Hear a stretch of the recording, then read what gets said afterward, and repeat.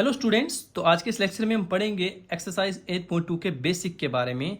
Basic में हम काफ़ी सारी चीज़ें जानेंगे आज कि कैसे हम sine 30, sine 30, sine 45, sine 60, sine 90 की वैल्यूज़ को कैसे निकालते हैं।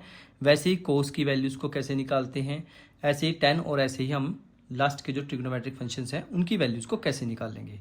देखिए, ये वैल्यूज़ स्टूडेंट्स मैक्सिमम क्या करते हैं, रट्टा लगाने की कोशिश करते हैं।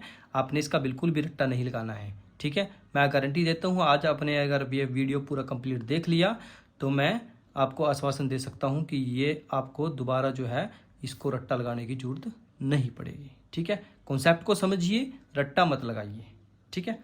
चलिए, सबसे पहले देखिए हम निकालते हैं साइन जीरो की वैल्यू को, ठीक है। साइन जीरो की वैल्यू होती है जीरो, ठीक है ना। एक चीज़ तो थोड़ी बहुत तो आपको याद रखनी पड़ेगी। देखो, साइन जीरो का होता है ज़ीरो, यहाँ पे लिखेंगे साइन जीरो ज़ीरो। उसके बाद लिखेंगे साइन 30। साइन 30 की वैल्यू होती है 1/2। क्या होती है? 1/2। सेम ऐसे ही लिखेंगे साइन 45। अब आपने क्या करना है, सिर्फ रूट इसके नीचे 2 के नीचे क्या लगा देना है, इसको रूट में कर देना है, तो 1/√2। ऐसे ही निकाल लेंगे हम साइन 60 की वैल्यू को। साइन 60 की वैल्यू क्या होती है? √3/2। और साइन 90 की वैल्यू होती है 1। क्या होती है? 1। तो ये सारी वैल्यूज़ आपको जो साइन की हैं वो याद रखनी है, ठीक है। बाकी कोई वैल्यूज़ आपको याद नहीं रखनी है, मैं सारी वैल्यूज़ आपको निकाल के दिखाऊंगा, ठीक है जी। चलिए, कैसे निकालेंगे, देखिए अब हमारे पास लिखा हुआ है कोस की वैल्यू को, कोस जीरो की वैल्यू को, ठीक है। देखिए, जो कोस जीरो की वैल्यू होती है वो साइन 90 के बराबर होती है। कोस जीरो की जो वैल्यू होती है वो साइन 90 के बराबर होती है। इसका मतलब क्या है, कोस जीरो की वैल्यू को होनी चाहिए 1, ठीक है। ऐसे ही सेम कोस 30। कोस 30 की जो वैल्यू होती है वो साइन 60 के बराबर होती है। यानी कि हमें इसका पीछे से रिलेट करके चलना है, इसकी बैक साइड वाली जो वैल्यूज होती हैं उनको लिख लेना है, ठीक है। तो ये 1 यहाँ पे आएगा, तो यहाँ पे साइन कोस 30 की वैल्यू कितनी आएगी? √3/2। 45 आपका सेम रहेगा 1/√2। ये 1/2 यहाँ पे आ जाएगा और ये 0 यहाँ पे चला जाएगा, ठीक है स्टूडेंट्स। आपको सिर्फ साइन की वैल्यूज याद रखनी है, उसके बाद उसको रिवर्स करके लिख दो आप। इसके बाद आती है बात टेंजेंट की। टेंजेंट को कैसे निकालते हैं? टेन का फॉर्मूला होता है, देखिए, साइन 0/कोस 0, ठीक है। क्योंकि आप टेन 0 निकाल रहे हैं तो साइन 0 कोस 0 लगेगा। साइन 0 की वैल्यू कितनी है? 0। कोस 0 की वैल्यू कितनी है? 1। तो 0 पॉइंट समथिंग क्या होता है? 0, ठीक है। तो रट्टा लगाने की जरूरत नहीं है, आपके पास यहाँ पे कितना आ जाएगा? 0। सेम ऐसे हम निकालते हैं टेंजेंट 30 की। टेंजेंट 30 की वैल्यू क्या होगी? साइन 30 बाय में कोस 30। साइन 30 की वैल्यू कितनी है? 1/2। कोस 30 की वैल्यू कितनी है? √3/2। 2 से 2 कैंसिल हो जाएगा, तो इसकी वैल्यू कितनी आ जाएगी? 1/√3। तो टेन 30 की वैल्यू कितनी होती है? 1/√3। सेम ऐसे ही टेंजेंट 45 की निकाल सकते हैं आप। क्या आएगी? साइन 45 बाय में कोस 45। साइन 45 की वैल्यू कितनी है?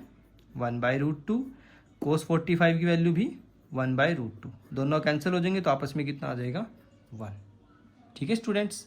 सेम ऐसे ही आप निकाल सकते हैं टेंजेंट 60 की वैल्यू को। टेन 60 की वैल्यू की होती है हमारे पास साइन 60 बाय में कोस 60। साइन 60 कितना है मेरे पास? √3/2 और कोस 60 1/2।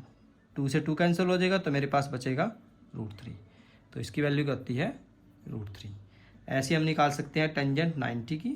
टेन 90 की वैल्यू क्या आएगी? Sign 90 by cos 90। साइन 90 की वैल्यू होती है 1 और कोस 90 की वैल्यू 0। नीचे लिखेंगे 0। अब यहाँ पे देखिए समथिंग अपॉन 0 आ गया है। जब भी आपके पास कोई भी नंबर में नीचे 0 आ जाए तो उसको आप लिखेंगे अनडिफाइंड, ठीक है। या फिर उसको इन्फिनिटी भी लिख सकते हैं आप, या अनडिफाइंड आप लिख सकते हैं, ठीक है। 0 बाय समथिंग क्या होता है? अनडिफाइंड, ठीक है। इसको हम डिफाइन नहीं कर सकते हैं क्योंकि ये 1/0 का होता है इन्फिनिटी, ठीक है। इन्फिनिटी भी लिख सकते हैं आप या अनडिफाइंड भी आप लिख सकते हैं। दोनों में से कोई भी वैल्यू आप लिखें, दोनों की दोनों वैल्यूज सही हैं, ठीक है स्टूडेंट्स।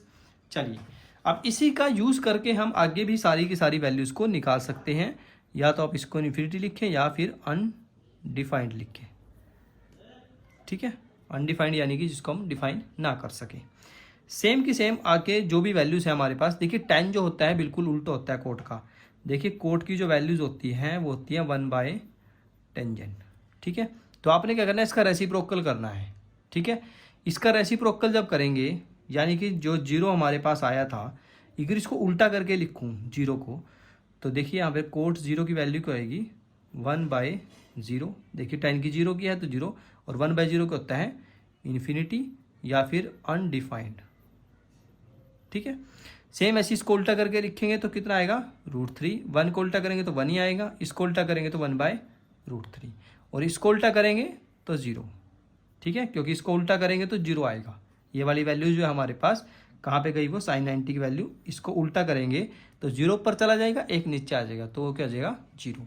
सीकेंट क्या होता है हमारे पास कोस को उल्टा, सीकेंट ए का वैल्यू होती है 1/cos A। तो जो जो वैल्यू कोस की है वो उल्टी करके लिखनी है आपने। कोस 0 1, तो सीकेंट 0 भी क्या होएगा 1। इसको उल्टा करके लिखेंगे तो कितना आएगा 2/√3। इसको उल्टा करके लिखेंगे तो कितना आएगा √2।